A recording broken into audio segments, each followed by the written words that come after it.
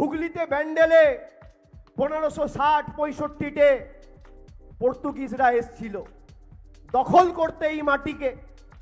তার 100 বছর পরে চন্দননগরে ফরাসিরা এসেছিল। তার প্রায় 60-70 বছর পরে ড্যানিশরা এসেছিল। আর 2019 সালে বহিরাগত বিজেপিরা এসে হুগলি দখল করতে চেয়েছিল। 2024-এ যে কটা আবর্জনার ছাইপাশ পড়ে রয়েছে তাদেরকে ছেটিয়ে বিদায় করে আমাদের বাংলার অধিকার আমাদের নিজেদের বুঝে নিতে হবে। এই ভোট প্রতিবাদের ভোট, প্রতিশোধের ভোট, প্রতিরোধের ভোট।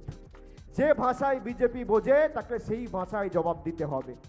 আর আমাদের প্রার্থী, আমার আপনার সবার প্রার্থী রচনা বন্দ্যোপাধ্যায়কে তো আপনারা সবাই চেনেন।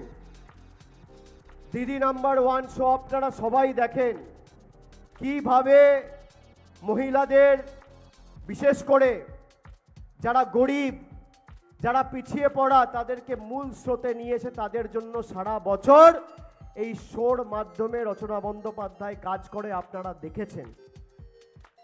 রচনা বন্দ্যোপাধ্যায়কে ভোট দেওয়া মানে খালি দিদি নাম্বার 1 আর লক্ষ্মীর ভান্ডার নয়। যারা গরিব মানুষকে পেটে মারতে চেয়েছে সেই বহিরাগত কোনোকে বাংলা ছাড়া করা। আর রচনা দিকে ভোট দেবেন গ্যারেন্টির জন্য তো আমি আর অসীমা পাত্র আপনাদের কাছে রয়েছি, চিন্তা করবেন না। 3 নম্বর বোতামটা টিপে খালি ভোট দেবেন আর কষিয়ে 3টে গণতান্ত্রিকভাবে চড় এই 3 নম্বরই নেতাগুলোর গালে মারবেন। এবার হুগলিতে প্রতিনিধিটা তৃণমূলের থাকলে আর কেন্দ্র সরকার পরিবর্তন হচ্ছেই। বাংলার গরিব মানুষের টাকা আমরা মানুষের হাতে তুলে দেবো 3 মাসের মধ্যে।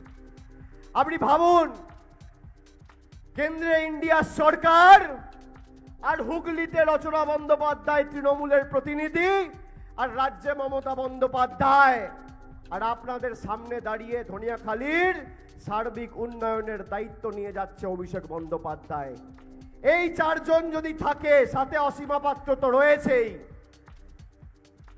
এই 4 জন 5 জন যদি থাকে, তাহলে কে আপনাকে আপনার অধিকার থেকে বঞ্চিত করে রাখতে পারবে?